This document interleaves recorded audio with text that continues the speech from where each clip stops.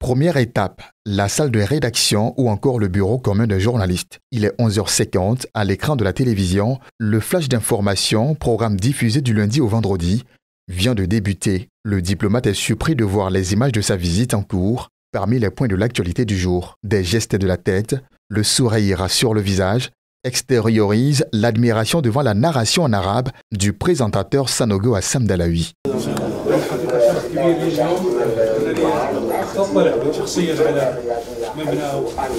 L'admiration n'attendra pas longtemps pour être verbalisée. Le mot est lâché juste dans le prochain service visité, la post-production dédiée au montage et aux dernières retouches avant la diffusion.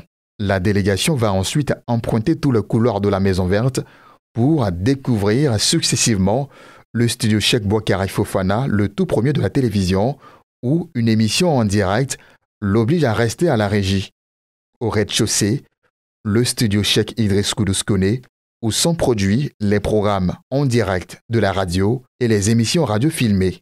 Au département production de la radio, l'ambassadeur est témoin du dynamisme et de la promptitude du personnel du média. Alduma Bokoum réalise un reportage sur l'événement qui doit être diffusé à la radio sous le coup de 14 heures.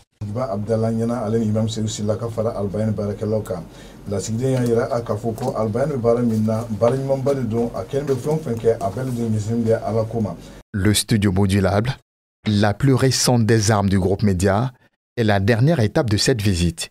Ici, le représentant du royaume saoudien est informé de toutes les commodités dont bénéficie Al Bayan grâce à la contribution des musulmans et des Ivoiriens.